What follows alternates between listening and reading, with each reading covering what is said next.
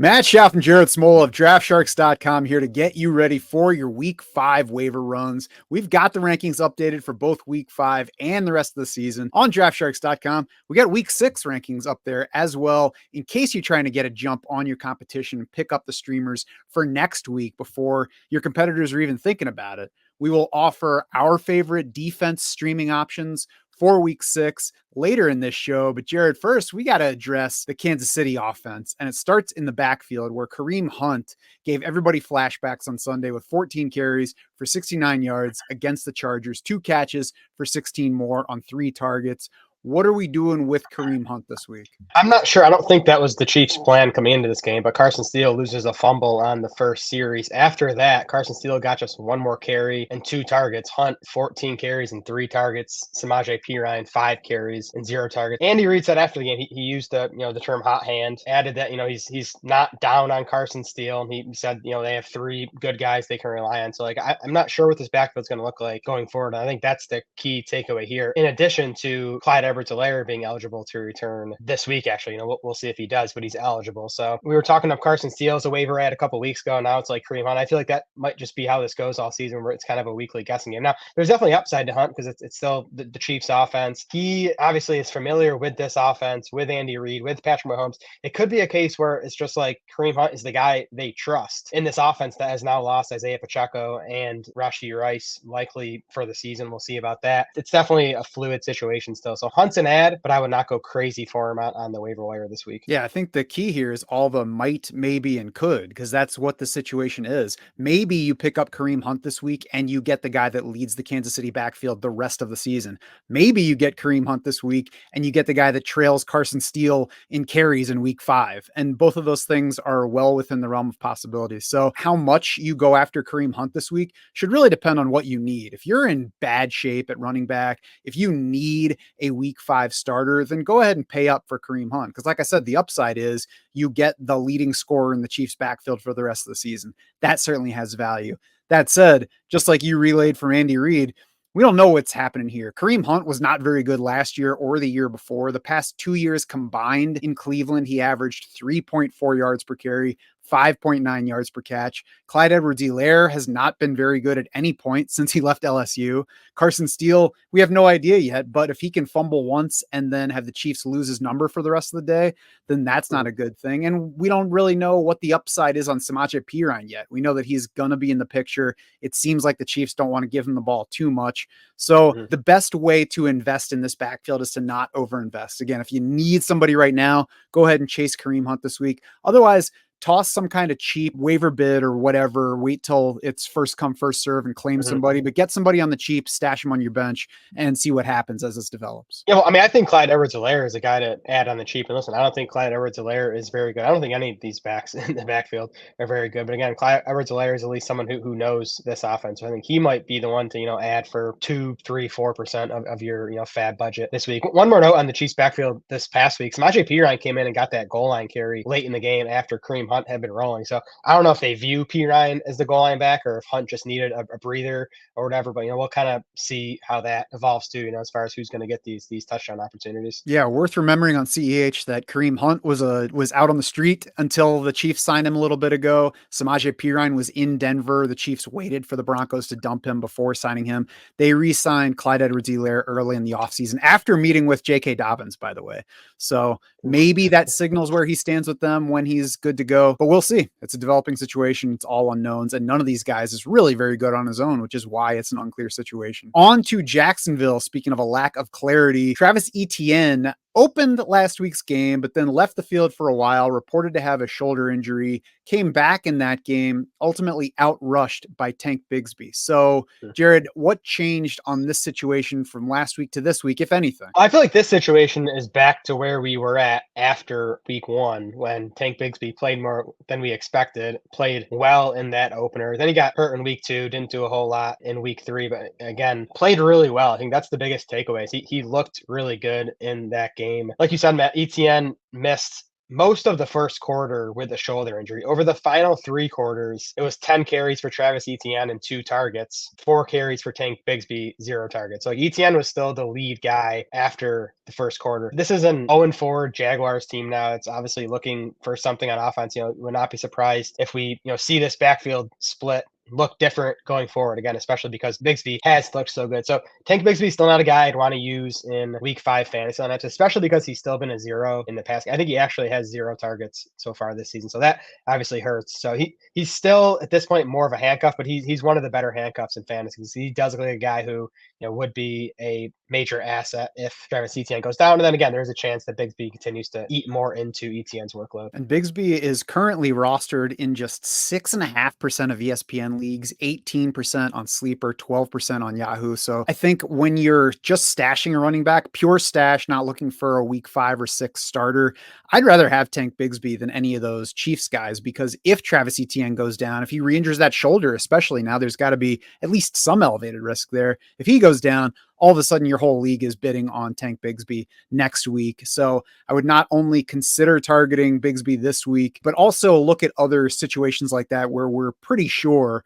or, even more sure than that, who the direct backup is for the starter, and consider stashing that guy before the entire league is vying for him in free agency. Definitely stash those anchors. I know it's tougher now with the bye weeks coming, but you want to use those bench spots on the upside running backs. Any other running back that you're targeting on waivers this week? Yeah, I think Trey Sermon is like this week's Cam Akers, right? Where like he's just a guy who's probably going to get the ball, assuming Jonathan Taylor does not play. Ian Rappaport called JT's high ankle sprain mild. Shane Steichen said on Monday that he doesn't expect JT to go on IR as of now. We'll see. I don't know what a mild high ankle sprain means. Like those injuries usually cost running backs 4+ weeks. Maybe Jonathan Taylor makes it back before that, but I think at minimum, Jonathan Taylor is not going to play this week. That makes Sermon the favorite for carries. Also worth noting too, and not that I think Sermon's going to get all the work in the Colts backfield, but he had already been getting some passing down and 2-minute snaps, even behind a healthy Jonathan Taylor. So I do think Tyler Goodson probably mixes in, but I also think Sermon will at least play on some passing down. So he'll give you some receiving production. And again, a guy who probably is going to get,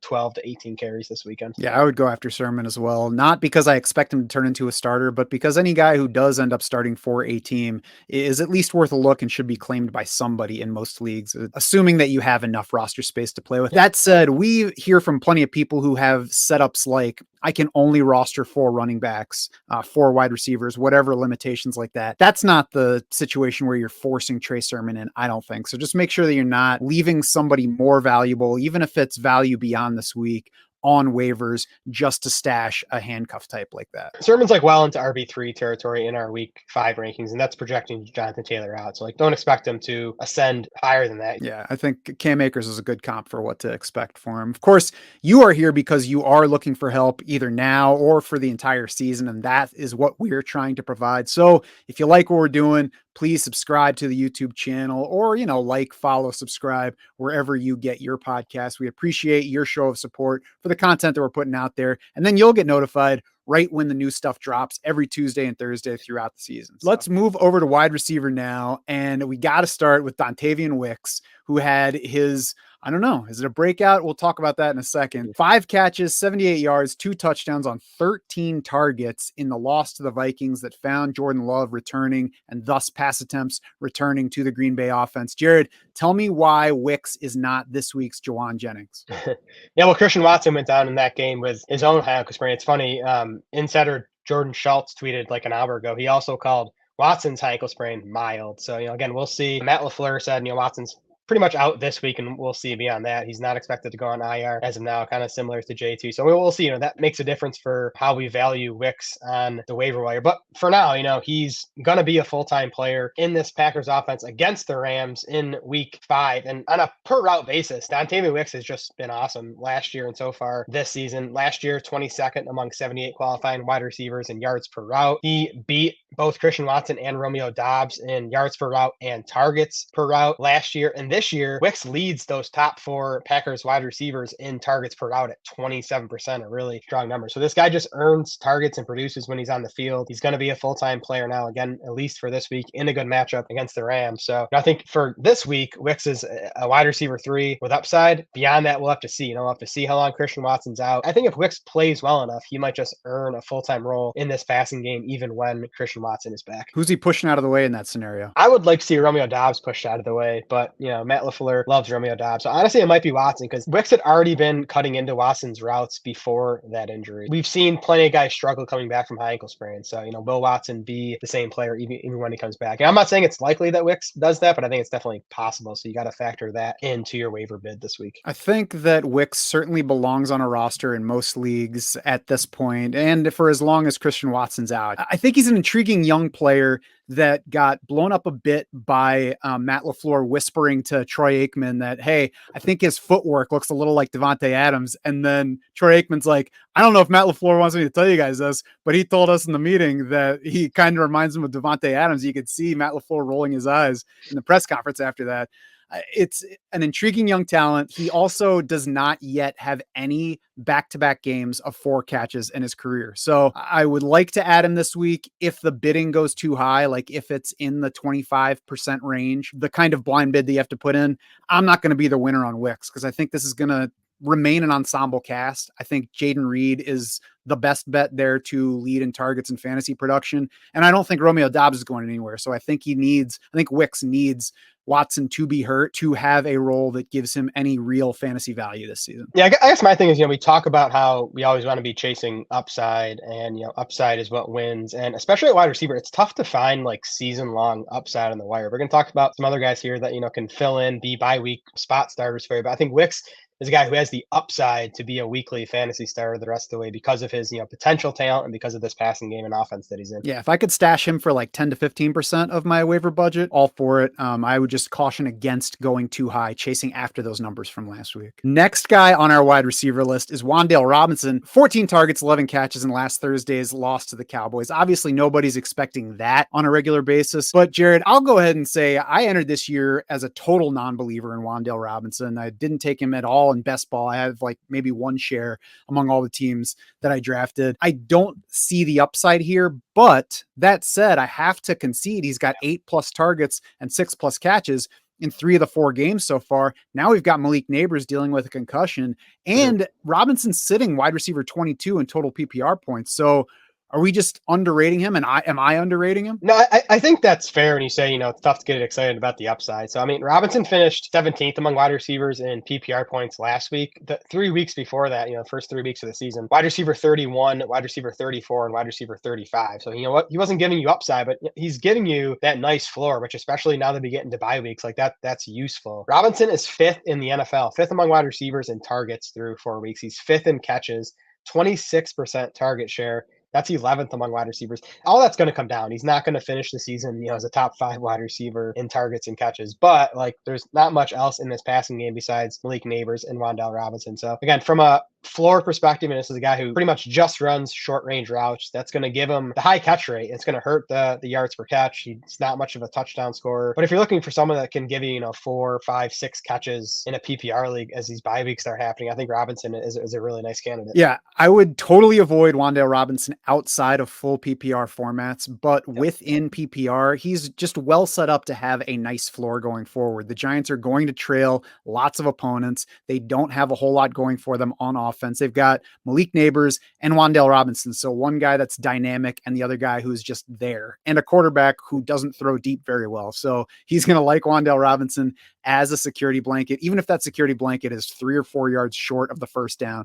On third down, he's going to get peppered by Daniel Jones. So somebody that can be useful on a PPR roster, especially as we get into these bye weeks. I'm willing to put in a little bit for Wan'Dale Robinson in PPR this week. Going back to guys with actual upside though, Jared, Xavier Legette, 6 catches, 66 yards, a touchdown on 10 targets against the Bengals for the Panthers. Also had 2 carries in that game, 7 targets back in week 1. Are you going after him on waivers this week? Yeah, I think he's an intriguing stash. Like, he does not have Dontayvion Wicks level upside, but there's definitely more upside to Xavier Legette than Wan'Dale Robinson. He, already looks like at this point the Panthers' number 2 wide receiver for as long as Adam Thielen is out. 88% of the routes for Legette last week, a 25% target share. Now, he's still clearly raw, which was the book on him. He dropped a pass in that game last week. He had another play where he just kind of looked awkward trying to make a play near the sidelines, but there's plenty of size, plenty of athleticism to work with. The Panthers spent a first round pick. There's upside here with this passing game looking at least average with Andy Dalton. We know Adam Thielen's out at least 3 more games. The Panthers get the Bears this week, so you don't want to use Legette this week if you can help it.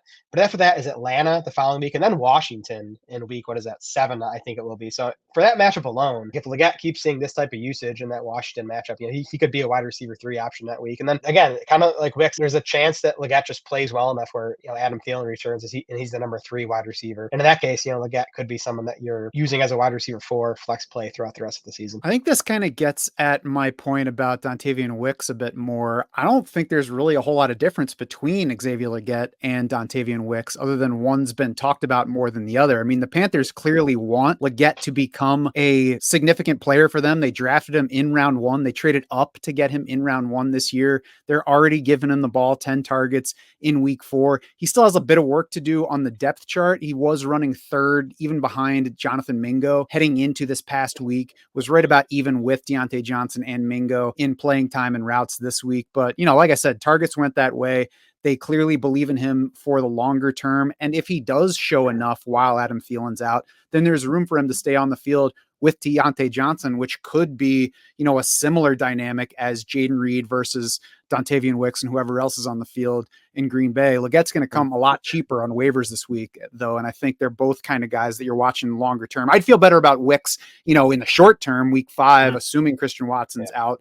But, over the next month, I don't know that I would bet much more strongly on either way between those 2 players. Yeah, for me, it's really the strength of the offense that gives Wicks higher upside. I think he's obviously shown more at the NFL level too. Legette just 4 games into his career. I didn't love Legette as a prospect, and I think again, there's still issues there. Where I'm not sure I see him breaking out this year, but again, if he's on the field as the number 2 wide receiver, there's definitely upside there. JuJu Smith-Schuster had 2 catches for 17 yards across the 4 games since he rejoined the Chiefs this season. 0 targets Sunday against the Chargers. Why should I care about JuJu Smith-Schuster this week? Honestly, maybe you shouldn't. I just think if you want to grab a Chiefs wide receiver, and I do think it's worth taking a stab on one of these guys for cheap, I think JuJu is the guy I would grab. I think he's the guy that can best approximate what Rashee Rice was doing for that offense with the short yardage stuff. That's kind of been JuJu's game throughout his career. It was his game with the Chiefs in 2022. And I know JuJu was horrible last year in New England, but he got 78 passes for the Chiefs in 2022. He finished that season 27th among wide receivers in PPR points. So that's the type of production you could be looking at here if he kind of steps into that Rashee Rice role. So I think, again, I wouldn't spend much on JuJu, but if you can get him for, 5% or less of your fab, I think he's worth a shot. Yeah, a total why not shot for cheap on waivers. And if somebody outbids you, then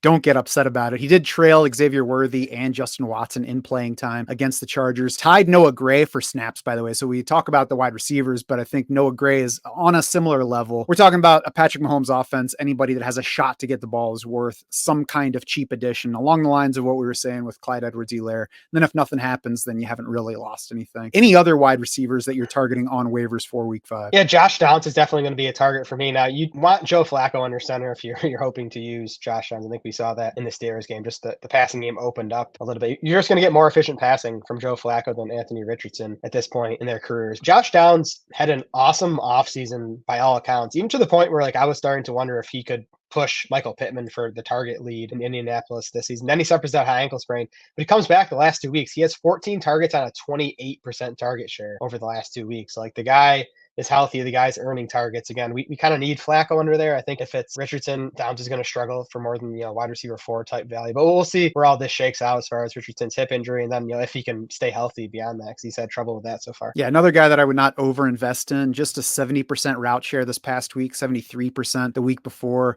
Again, the first 2 games off of that high ankle sprain, so we'll see where the playing time goes, but he's probably going to settle into that range and not be on the field for all the 2 wide receiver sets. I agree, though. If you're looking for a week 5 option and Joe Flacco starts for Anthony Richardson, I think Josh Downs is interesting this week for an upside matchup, not chasing him hard on waivers.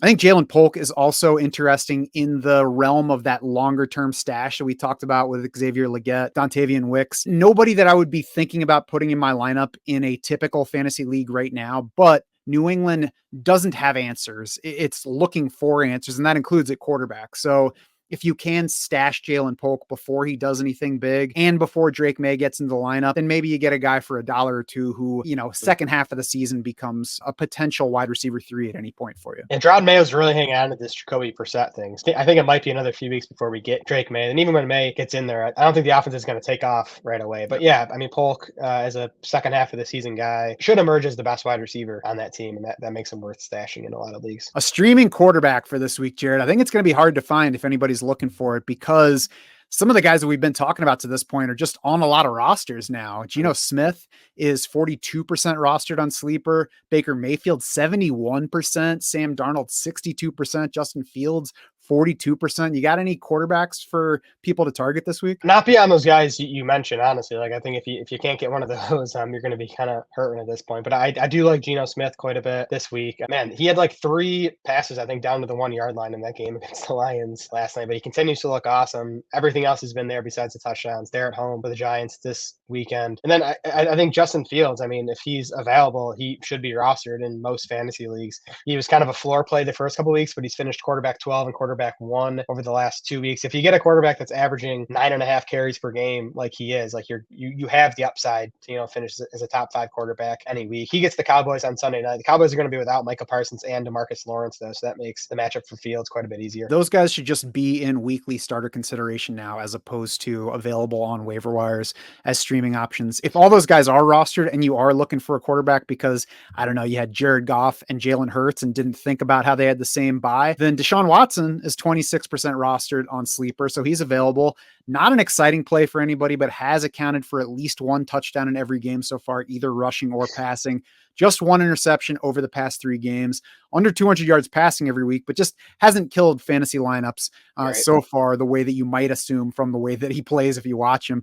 This week, they're 3.5-point underdogs at Washington, so might need to pass against an offense that's even better than we thought, and we're as big a Jaden Daniels fans as there are out there. Also, 6th highest game total for the week right now between the Browns and Commanders. That's probably more points than you would have guessed from a Browns-Commanders matchup heading into the season. Yeah, I still think that Washington defense is one to attack despite Kyler Murray's disappointing week 4. And yeah, Deshaun Watson hasn't finished worse than quarterback 19 so far this season. So he hasn't had a big week, but he's just kind of been finishing in mid-range quarterback 2 territory. So I do think if you're desperate, Watson at least shouldn't kill you this week. Yeah, he beat Josh Allen last week. So streaming defense for week 5, Jared, what you got? I'm going with the Seahawks, who we all just saw give up 40 plus points to the Lions on Monday night. But I think because of that matchup, they are available in 72% of Yahoo leagues right now. And it's still, despite last night, it's a top 12 fantasy defense in most scoring formats. I think they've been even better in real life despite last week. They had a bunch of injuries on the front 7 last night. Hopefully they get some of those guys back. But really, even if they don't, they're home for the Giants this weekend. The Seahawks are 6.5-point favorites. Giants have the 5th lowest implied total on the week. So I think that the Seahawks are a safe bet in fantasy this week, and they definitely have upside against Daniel Jones. I mentioned the Denver defense for week 5 on this show last week when we do the look ahead a week thing. I'm going to stick with them now because they have not only been good, but they delivered last week against the Jets in a matchup that we were a little bit worried about after watching Aaron Rodgers on Thursday night the week before. They're featured in our Streaming D article. They're featured in the main waiver pickups article. They've got a terrific matchup with the Raiders this week. Like I said, they just delivered against the Jets. They're hosting the Chargers next week, so you're going to get at least 2 weeks to start them. And beyond that, we've got Denver probably playable at New Orleans in week 7, home for Carolina in week 8. So looking at a potential streaming level defense that you could start for the next 4 weeks. In week 6 and maybe this week, if the Broncos are not available in your league, I think the Bears are a similar fit. 36% rostered on Sleeper, 37% on ESPN. So they are available.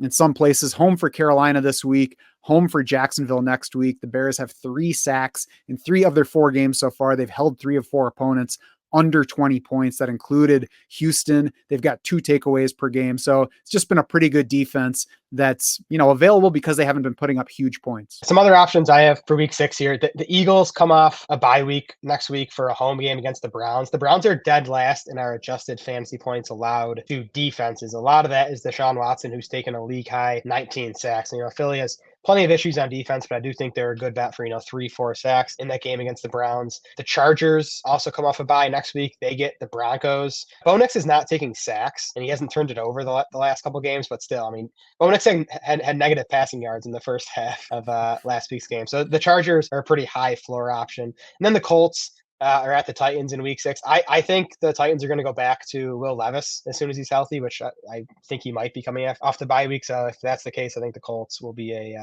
obviously a strong fantasy defense. If you need more streaming D options, check the streaming defense article on draftsharks.com, or you can just go straight to your free agent finder to see the best available option in your specific league. The free agent finder and the rest of our in-season tools sync directly with your league to apply your specific settings to our award-winning projections. Check that out. It's specific to each team that you have, each league that you play in. And if you haven't gotten yours yet, then you can click the link below in the show notes for this episode to get a discount on the rest of the 2024 season. Let us be your unfair advantage.